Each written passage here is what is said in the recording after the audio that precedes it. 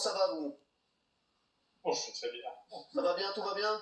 Bah, c'est vrai, j'aime bien apprendre des nouvelles, des gens que j'aime bien. Ça va, tout va bien? Tout va bien. Ça va, on vous emmerde moins? Oh, mon homme, j'ai l'habitude, et puis vous savez, j'ai l'habitude de dire que ça rend intelligent d'être empoisonné. Ça oblige à développer ses capacités de réponse aux différents ennuis.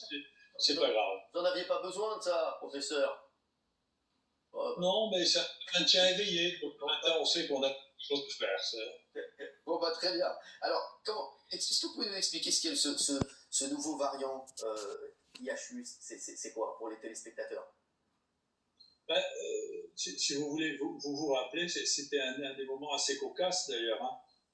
On a été les premiers au monde à parler de variants pour ce virus. Personne ne savait que ça existait. Il y a même des gens qui pensaient qu'il n'y avait pas de mutation dans les virus et qui exprimaient ça à la télévision, y compris des gens qui ont des fonctions officielles. C'était assez amusant.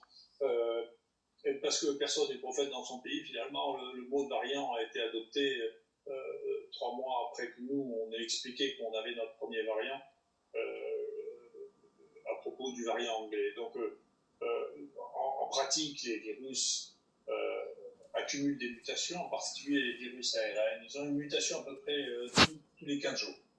Et donc, au bout d'un certain temps, ces mutations s'accumulent, et parmi ces mutations, peut-être qu'il y a une mutation sur 100 qui fait que ce virus gagne en efficacité, en transmissibilité, et puis 99 sur 100 qui, au contraire, ne l'avantagent pas, voire lui font perdre de la vitalité.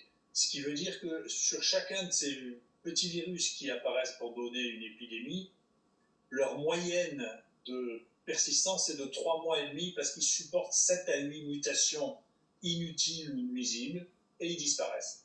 Et donc, ce que l'on voit, ce que vous appelez les vagues, en réalité, ce sont des virus différents.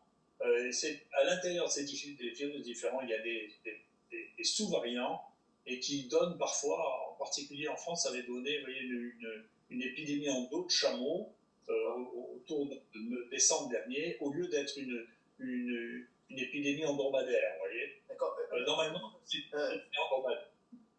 Merci, Daniel Moreau. Vous avez fait une bonne émission.